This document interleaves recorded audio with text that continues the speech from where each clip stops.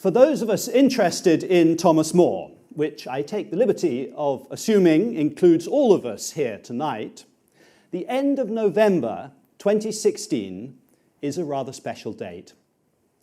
It marks nothing less than the 500th anniversary to the week of the publication of Thomas More's Utopia. Now, though More was a Londoner, and indeed lived very nearby to here, the book first appeared at Louvain from the press of the publisher Thierry Martin. And it quickly went through no fewer than 5 editions in as many years, which is a remarkable number when you consider that it first appeared in the first age of print. And since then, it has never ceased to engage its readers. Utopia, of course, has also given birth to an idea that is understood far beyond those who've read the book itself.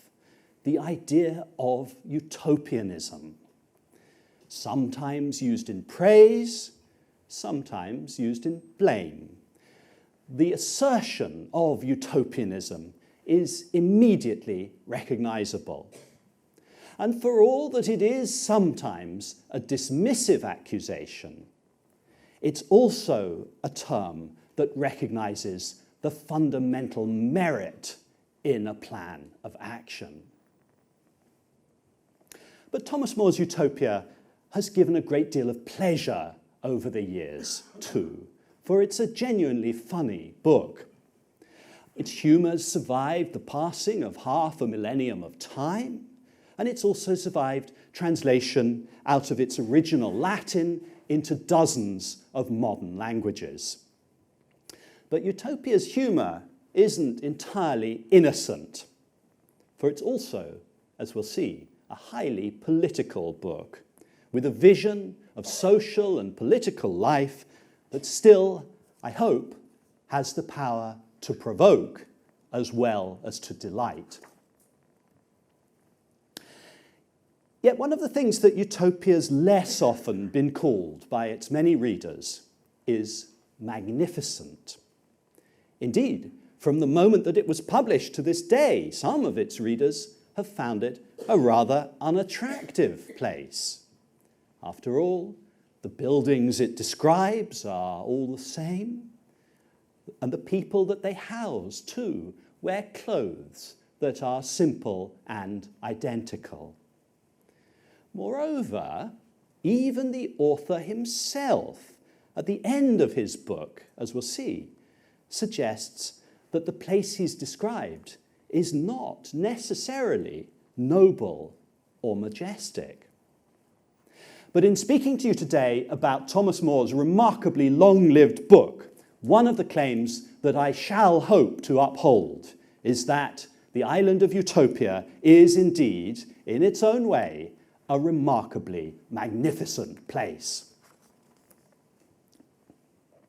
But let me begin by recalling certain of the more important aspects of Thomas More's book. And to do this, I want to engage in an exercise of imaginative historical reconstruction. Let's consider Utopia from the perspective of one of its very first readers. How might they have experienced this new publication? Let's suppose, for sake of argument, that you're a reasonably substantial figure in the City of London in 1516. Perhaps you're one of the married men of business to whom Thomas More's friend John Colet entrusted the oversight of the school that he founded in 1509 in the courtyard of St. Paul's Cathedral. As such, you might also, be a member of the Mercers' Company, the foremost of the city guilds, and the body which Thomas More himself had also joined in the year of 1509. By the way, that happy conceit of a mercer in the City of London gives me an opportunity to thank Gresham College very warmly for this kind invitation to deliver this lecture, and also, of course, thereby, by extension, to thank the Mercer's Company, which, like More's Utopia, is still thriving at 500 years, and although it was founded rather before then, and which, of course, also, and much more importantly, has supported Gresham College since its founding in the last years of the 16th century. Well, as a merchant and a mercer, then, you are interested in trade, and you might have money invested in sending goods between the port of London and Antwerp, say, or Florence. But you're also intellectually curious, and your horizons stretch beyond the Netherlands and Italy. For very recently, you've also begun to hear curious stories about an entirely new world altogether. More's book, Utopia, seen here in a copy in the Cambridge University Library, which perhaps you purchased from one of the booksellers' shops in the churchyard of Old St. Paul's Cathedral, takes you directly into this new world. This is made clear by its title page. It is, you're told when you open it curiously, a truly golden little book, no less beneficial than entertaining, on the best state of a commonwealth, and on the new island of Utopia. And its author is your acquaintance, Thomas More, not yet Sir Thomas More, known to you as an extremely sharp lawyer in his late 30s, who's already playing an important role in the governance of the City of London. You may not know that he's going to go on and become Lord Chancellor of England, let alone perhaps a saint of the Catholic Church, but he has already impressed you by his acumen and his wit, and also by his translations of the Greek satirist Lucian and his lectures at the Charterhouse on St. Augustine. Well, like many Renaissance writings, your modest new volume that you've decided to purchase is divided into two different books. Book one is a dialogue between three people, and the 1518 edition of the work even includes a picture of them, as well as the young boy John Clements, who doesn't figure in the dialogue. Well, you've heard of two of the people in this dialogue. One of them, of course, is More himself, who features as a character in his own book.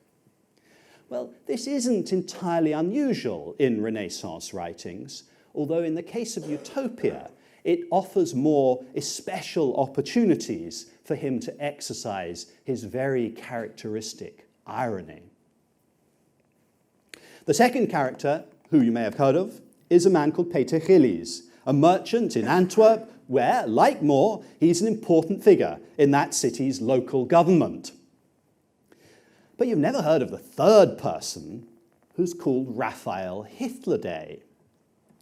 But perhaps your son, who's a very good little humanist, a little like John Clements himself, and who's been learning the shiny new language of ancient Greek at St. Paul's School, pricks up his ears here, because he tells you that the name Hitler sounds suspiciously like words that mean distributor of nonsense in Greek, Hitlos Dion.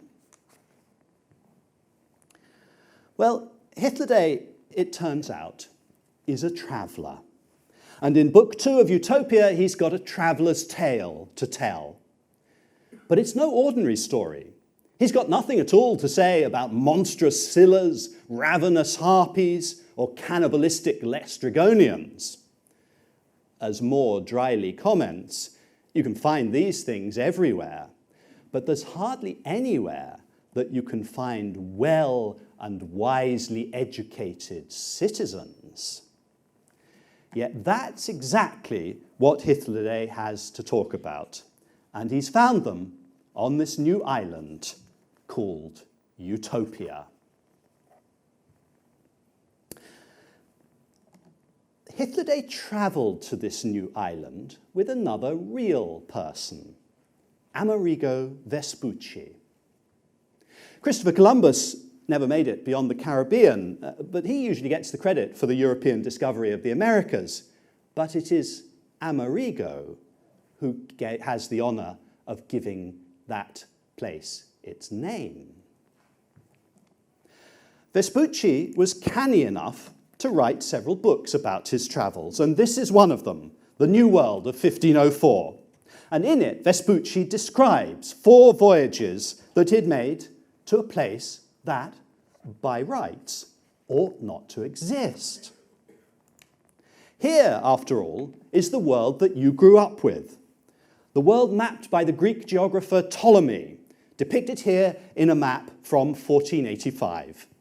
It shows the old world, though in a form very strange to us now. The holy city of Jerusalem is towards the center, which is perhaps not an accident. Africa is present, although there's no Cape of Good Hope. The Arabian Peninsula is identifiable, but India is scarcely recognizable, not least because the island of Sri Lanka, or Taprobana as it was then known, dominates that part of the world. So perhaps it's no accident then that we're told that Hitler should have returned to Europe from Utopia via Taprobana. Yet by 1516, that Ptolemaic world was beginning to change.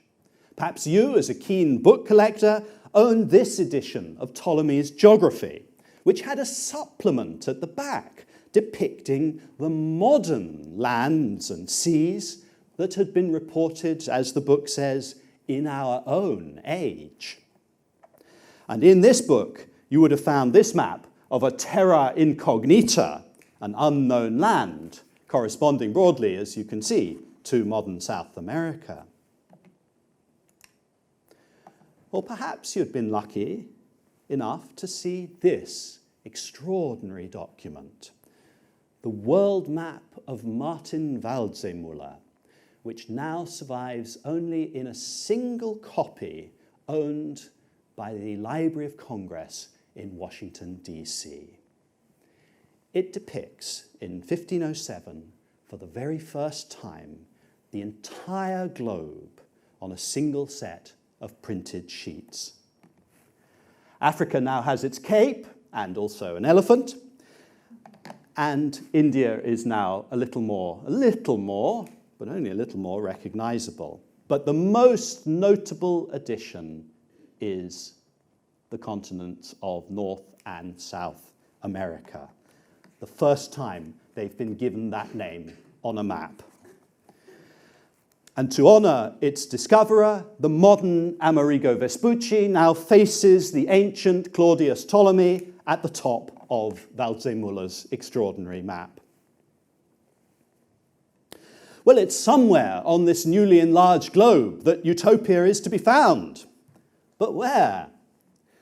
In an apparently embarrassed letter to Peter Gillies that serves as the preface to his volume, Thomas More confesses that it never occurred to him to ask in what part of the new world Utopia is to be found.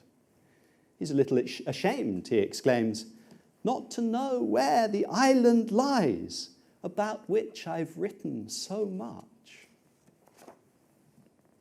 Well, now, of course, we're very comfortable with the thought that it's in the nature of Utopia always to be just beyond the edge of the known world. That's one reason why the genre of science fiction is one of Utopia's many heirs. But the thought I'd like to emphasize at this point is that when Utopia was written, it wasn't beyond the bounds of possibility that travel beyond the confines of the known Ptolemaic world might indeed reveal a civilization which was superior to the intellectual, social, and political world of Europe. Now, of course, as the boundaries of our knowledge and expectation have shrunk so very dramatically, we have to extend our imagination beyond the bounds of planet Earth to imagine such a magnificent possibility.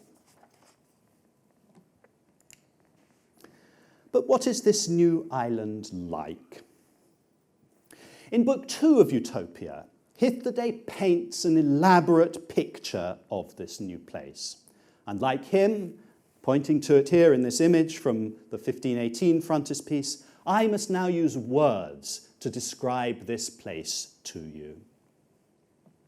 Hitler tells us, to begin with, that Utopia wasn't originally an island at all.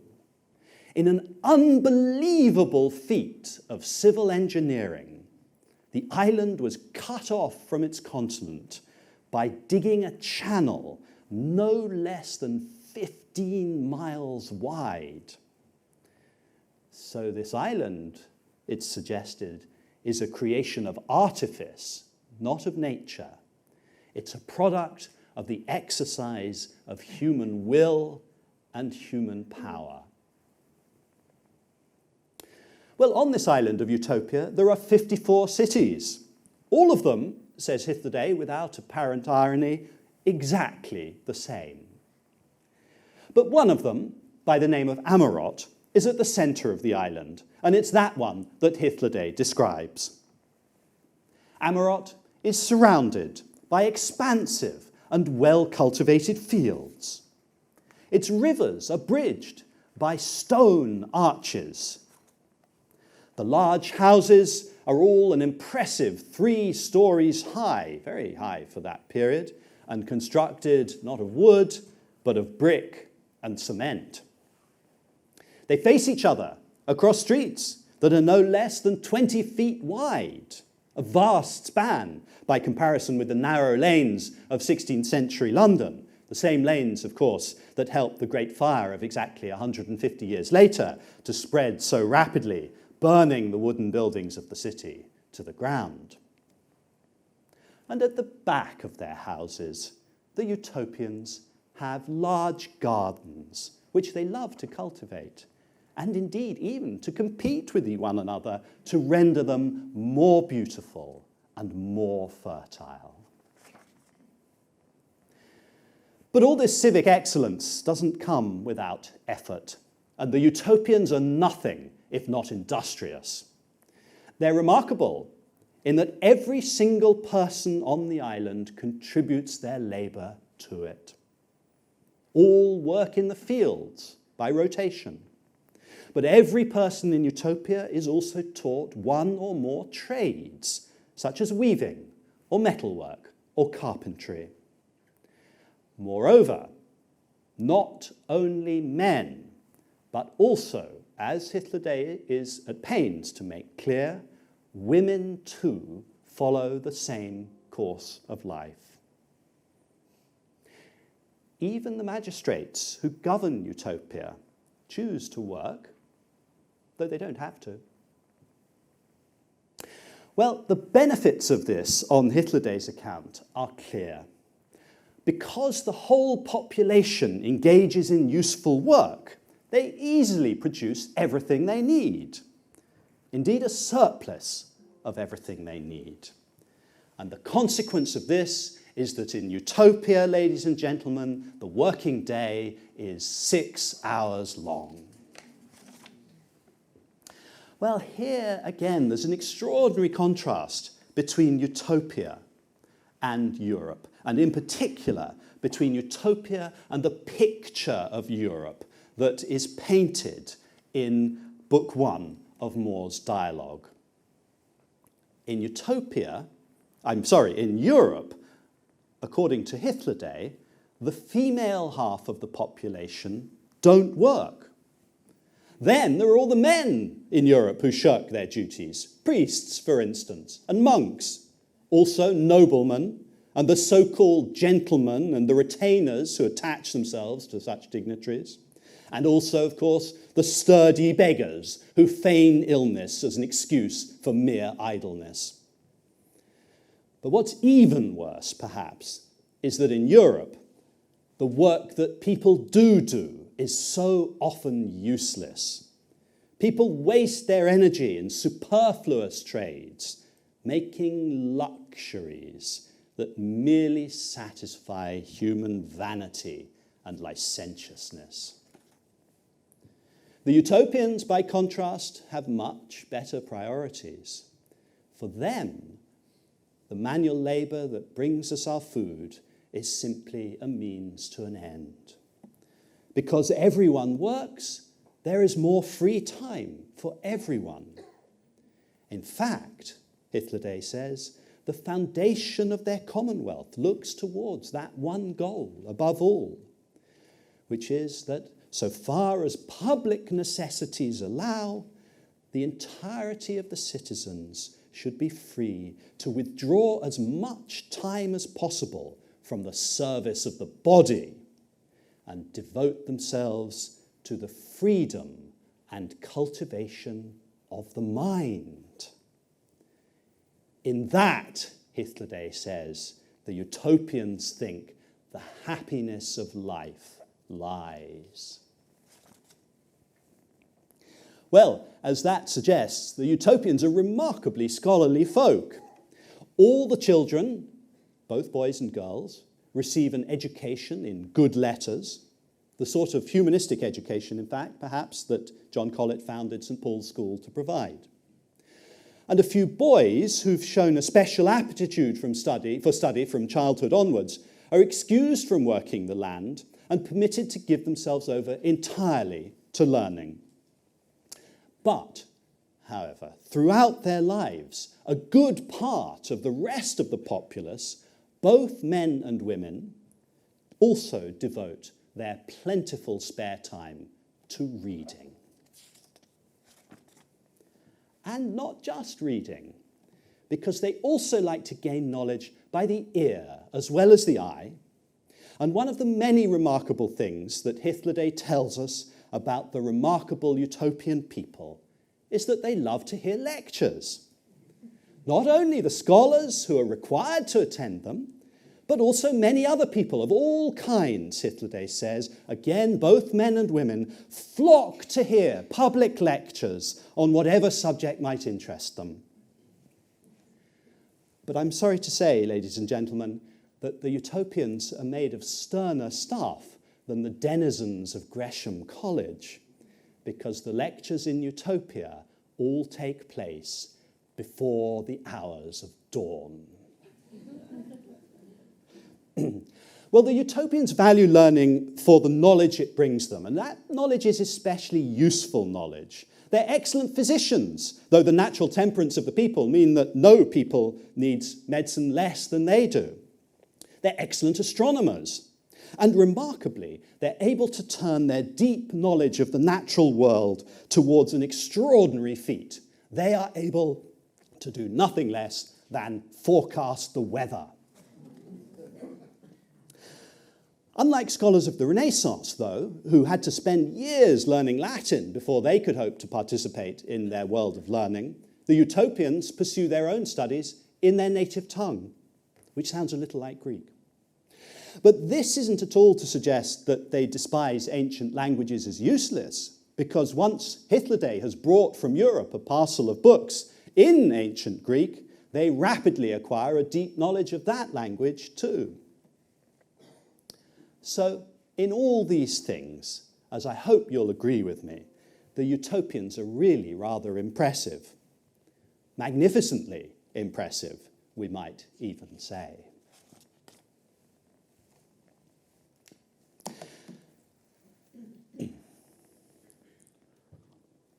Well, in truth, in an age before electric light prolonged the day, and when candles were expensive, going to bed with the sun and waking before dawn wasn't especially uncommon.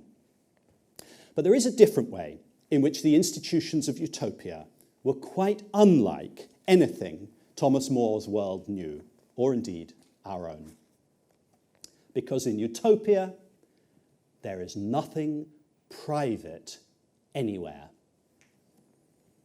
The doors of the utopians' houses are open to anyone who wants to enter them.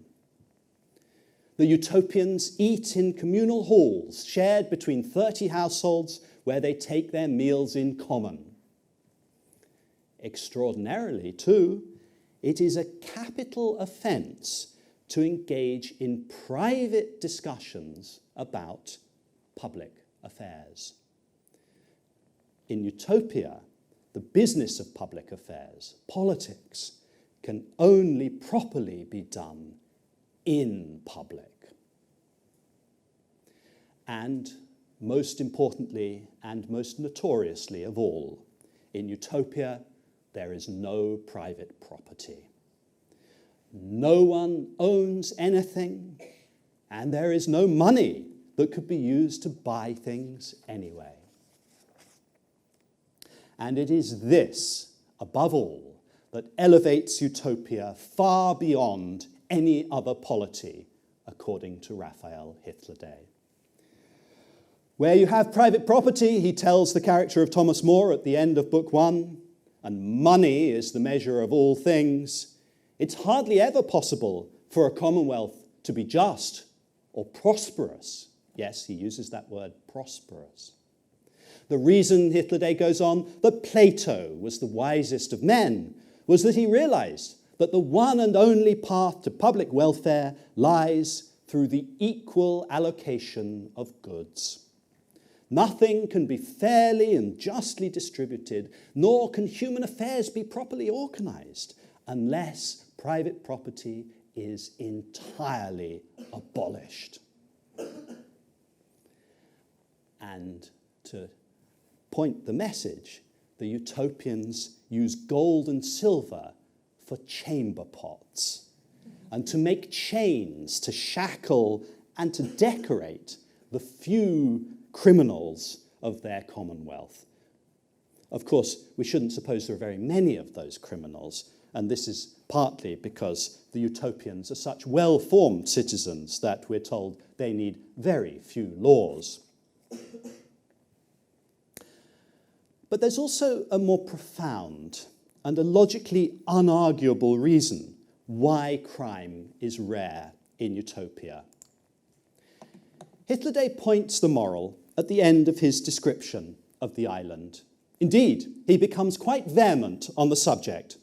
Consider, he says, the happiness of the utopian republic, which has abolished not only money, but with it greed. What a mass of troubles was cut away with that one step. What a thicket of crimes was uprooted.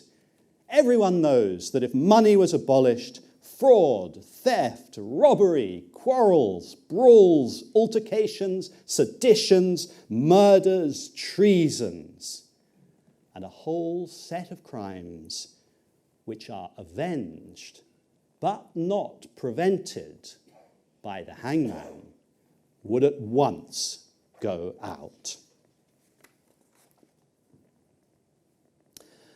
For Hitler, by contrast, the various states that flourish in Europe are nothing but a conspiracy of the rich, who further their own profit under the name and title of the common good. How can there be any justice, asks Hitler, when a nobleman, a goldsmith, or a banker, who make their living by pursuing useless activities, get to live lives of luxury and grandeur, while labourers, drivers, and farmers work so hard that even a beast of burden would scarcely endure it. It's important, though, that we take the irony here properly seriously. More quite deliberately set his book in Antwerp, which together with Florence and Venice, and increasingly London, was one of the great commercial cities of the 16th century. And More's earliest readers, who wrote letters praising the book that were published with later editions of Utopia, were by and large successful professional men who realized that in enjoying More's book, they were also condemning themselves. Indeed, at the end of Book 1, the character of Thomas More himself offers a slew of arguments in defense of the absolute necessity of private property. It encourages industry, he says, and it's the only way one can hope to maintain political authority. So the point is not, I suggest, whether we or our prosperous city Mercer in 1516 find Hitler Day's ideas unrealistic. Clearly, they appeared no less unrealistic at the time More wrote them as they've done since. The point of the book is the challenge that these ideas threw down and continues to throw down. So let me turn now then to consider another aspect of More's 500-year-old challenge. Surely, such a thoughtful and well-educated people as the Utopians are have carefully considered the subject that many writers in the later Middle Ages and Renaissance agreed was the most pressing and noble one of all, and the one with the most important consequences for the happiness or the misery of a population. That's to say, the subject of politics. Well, certainly they have. Utopia, after all, is a book that uses a description of an imaginary island to explore the question of, as the title suggested, what the best form of a commonwealth might be. And so here again, I need to emphasize the contrast that More sets up between Book 1 and Book 2 of his playful yet profound little volume. Book 1 offers a debate between the different characters of the dialogue over the nature of European politics. It raises issues like the problem that thieves pose in England, or the perils of participating in a royal council of the King of France. And the world that Book 1 describes is a world, as Hitler Day says, of miserable poverty and destitution. Book 2, by contrast, offers a portrait of a quite different kind of polity in the form of Utopia. For a start, all the cities of Utopia, though they are all similar, are politically all independent of one another. They all share the same utopian values, but they are not subject to a single executive authority. They're part, in other words, of a confederation of city-states. We might even call it a kind of utopian union, in which the fruits of their abundance are distributed equally among all of the members. Especially, we're told, if one city should fall on hard times. Thus, says Hitler Day, the whole island is like a single family. But these are not the most striking differences between the portrait Hitler Day paints of Utopia and the criminal, violent, and quarrelsome European polities that the characters debate in Book 1. Those European polities are all monarchies. They're governed by a single person who's inherited his position and who is guided, however imperfectly, by counsel offered by notables of various different sorts. The cities of Utopia, by contrast, are governed quite differently. Their political office is won by election, not by birth. The fundamental political unit in Utopia, then, is also its fundamental social unit, the household. And in Utopia, as in early 16th century London, a household might contain rather more than just the members of a nuclear family. It might contain, in fact, several generations and spouses, and in London there would be servants as well, although there are obviously no servants in Utopia. So we're told there are anything up to 10 or 16 members of a household in Utopia.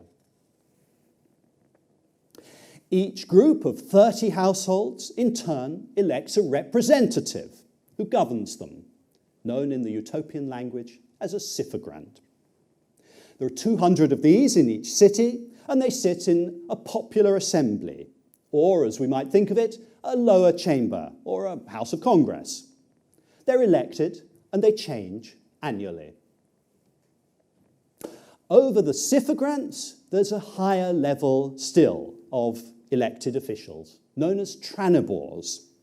There are just 20 of these, and they sit in the Senate of each city.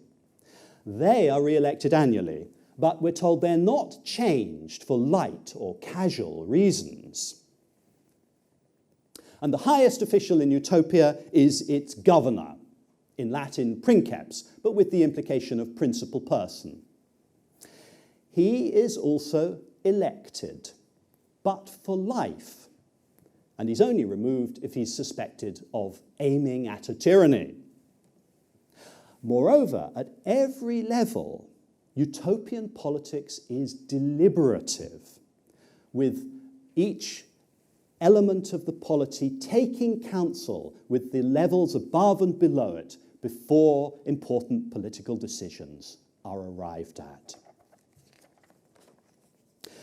And so on the basis of this political structure, I would go so far as to say that Thomas More's Utopia is the most thoroughly democratic polity that had ever been conceived in late medieval or Renaissance Europe. The idea that households, individual households, might be involved in taking political decisions that could affect an entire city-state would have struck most early 16th century readers, I think, as another one of Utopia's obvious absurdities. So we might then go on to ask, well, how do these political arrangements look in the light of other ones available in the Europe that More knew? Well, the states of Renaissance Europe were largely ruled by hereditary princes. But elective offices were widely available, though at a more local level. And in particular, the governance of cities was often conducted by elected officials. The City of London, for instance, was governed by a common council of 100 or so wealthy householders. They, in turn, were subject to aldermen and to the mayor. And there are some sly jokes in Utopia that serve to compare the city of Marat with the City of London and the river Anaida, in Greek, the waterless river that flows through the city, with the River Thames. And we might also wonder whether utopian political arrangements don't look a little more like England more generally. After all, there is, as we've seen, an upper and a lower chamber, and a single executive figure. But in other respects, of course, Utopia is a world away from the political structures of 16th century England. There, a hereditary monarch governed by means of legislation passed by a House of Commons and a hereditary House of Lords. And although there were elections to the Commons in this period, they weren't contested in the way that they are now. And in the Commons then, perhaps as also now, there was no sense that members should only serve a limited term before rotating out of office. But in Utopia, of course, there is also no king. Nor is there a hereditary aristocracy. There could hardly be any of these things, because hereditary office is a possession, and in Utopia, no one owns anything. So by virtue of its abolition of private property, then, Utopia is by necessity a republic. Election, not inheritance, is the mechanism by which political power is acquired. But this also brings up another aspect of utopian politics, which is so obviously exemplary that I hardly need to mention it.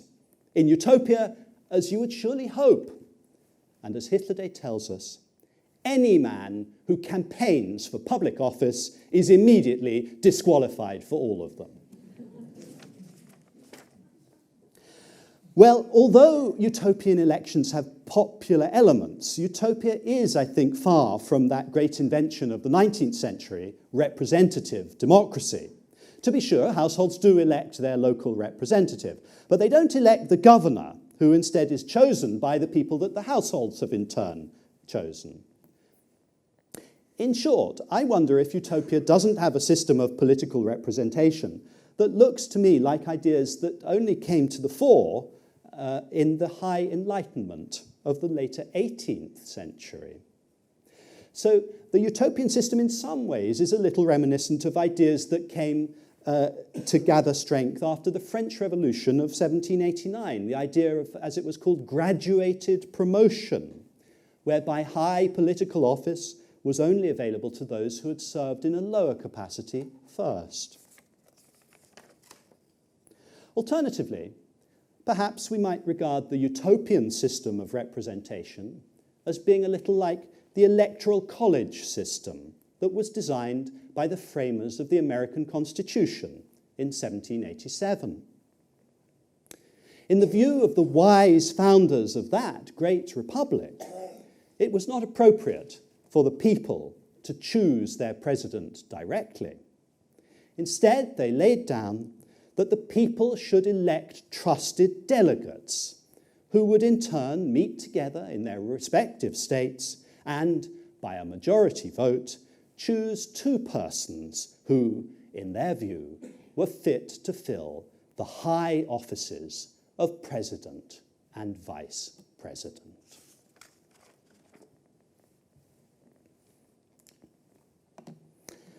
Well, I've offered you an account of More's Utopia, which stresses its excellent qualities. But our story isn't quite as straightforward, I must confess, as my argument might have suggested.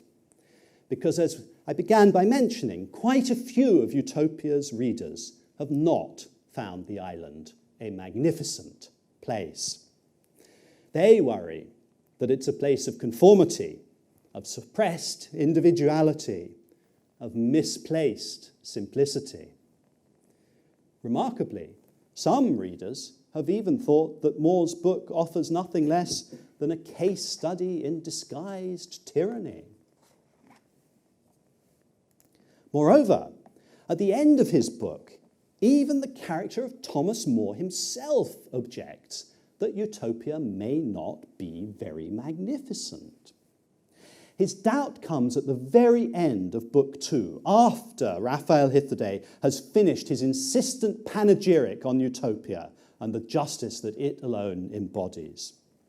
More steps in to finish the tale and objects to the principal foundation of their whole society, their communal life, pursued without any exchange of money. This one thing completely overturns all nobility, magnificence, splendor, and majesty, which, according to public opinion, are the true honors and ornaments of a commonwealth. So is Utopia, then, ultimately a magnificent place? Well, despite More's ironic, though also rather guarded, objection to his own creation, I do think that we are supposed to think it is.